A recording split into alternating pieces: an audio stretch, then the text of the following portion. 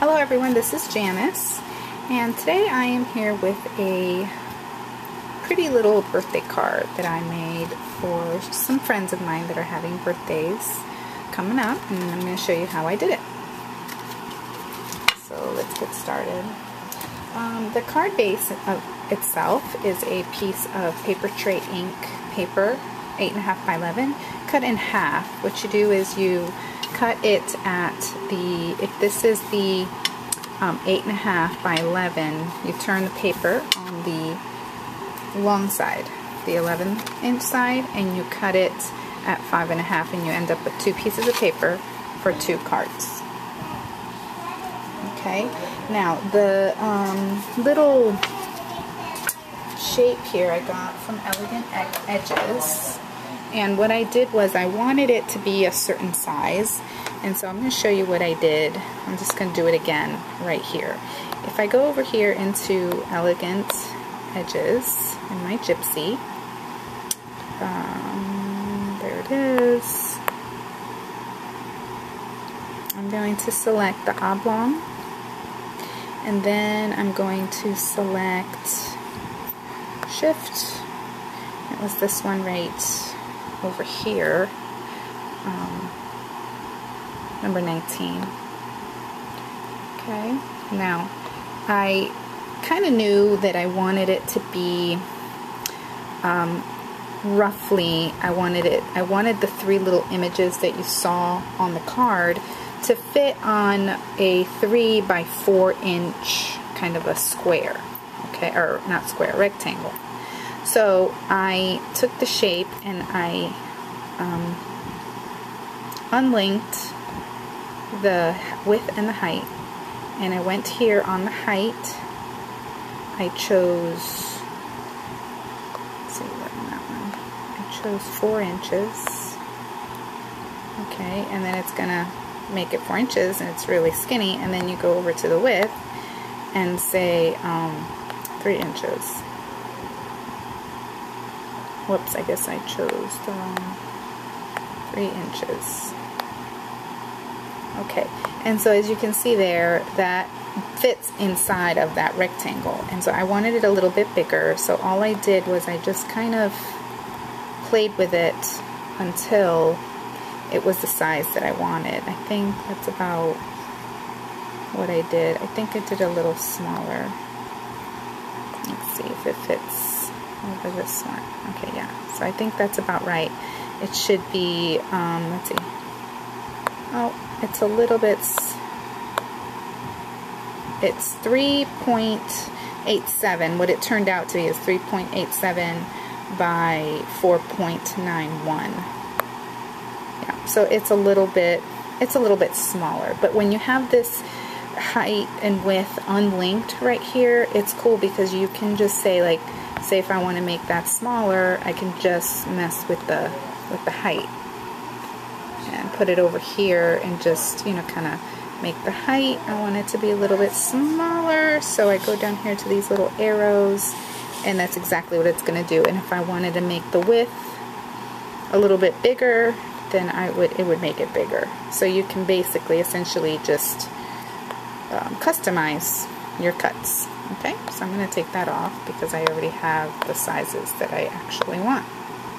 Okay, but that's for you to know if that's what you do. And then don't forget to relink them, because then you'll be confused next time you go to do something.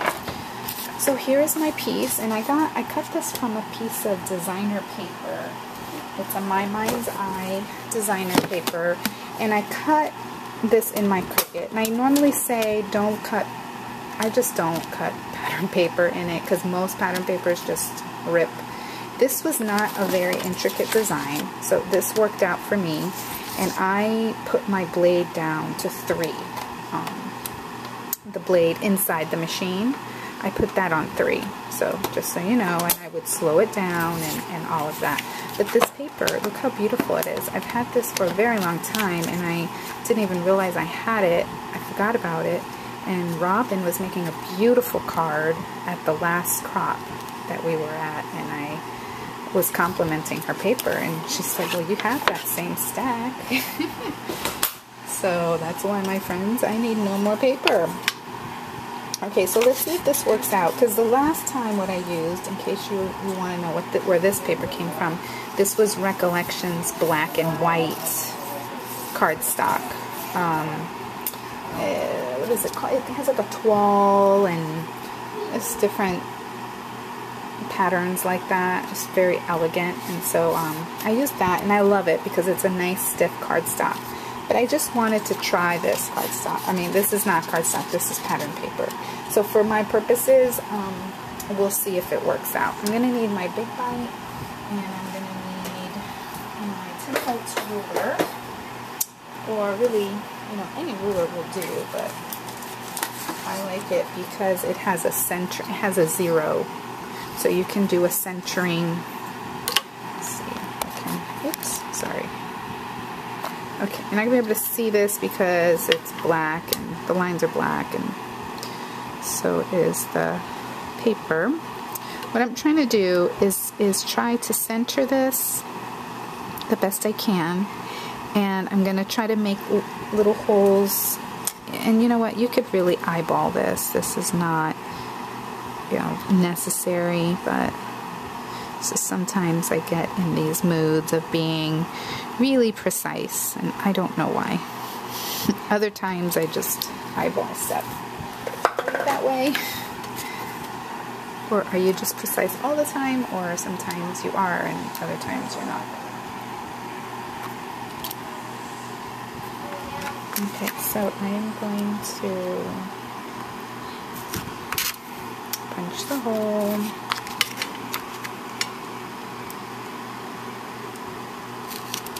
Punch the hole.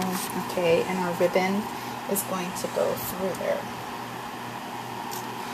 Now our base is a cream piece of cardstock that I ran through the Cuttlebug with the Flower Vine number 2. It's one of those Sizzix ones that come in a pack of 2. And then this is going to go on top of that. I just love it. It's elegant looking. And then I need a piece of, I happen to use seam binding, which my husband got for me on eBay. And I'm going to stick it through here. I was going to do a pretty color on it and dye it with my Distress stain, but I decided against it just because I kind of like to have the flowers stand out. So I think this is going to be a little challenging to tie because this is pattern paper. When you do it on the cardstock, it's a whole lot easier. Okay, so what we're going to do, see, it's going to want to bend on me. I want this to be straight. And you could make those holes with a slot punch, or I know Stampin' Up! Has that little slot punch that's perfect for ribbon, or you could just cut a little slit in there using your craft knife, and that would work too. I just wanted to do the holes just because I wanted to. And we're going to tie a little bow up here.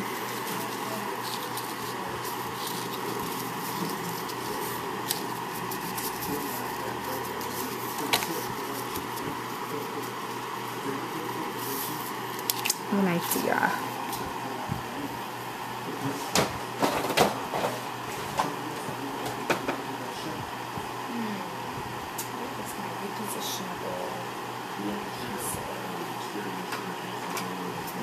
I'll just use a glue stick. This is just an idea. This is a repositionable glue stick. This is what I use to re-sticky my Cricut mats. It's not working. What I need is my, you know what, let's just take a chance. Just to hold it down while I'm trying to tie this bow. I knew this was going to happen, and I chose to do it anyway. And I chose to do it on a video. So, what does that tell you? I'm in a risky mood today. Take a risk.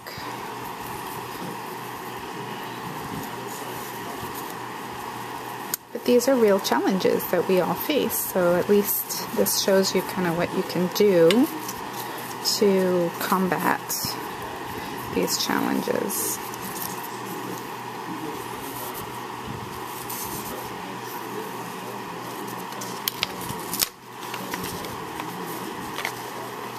Okay.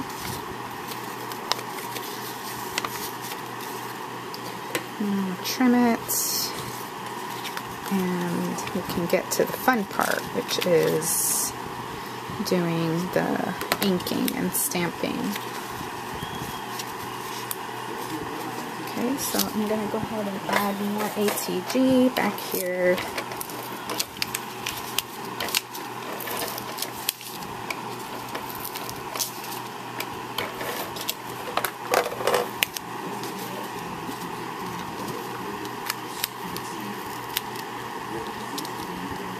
Let's try to center it. And see, already it's looking so pretty. Pretty. Okay, now I'm going to stop the video and we'll do part 2 and finish up our card. Okay, so stay tuned for part 2.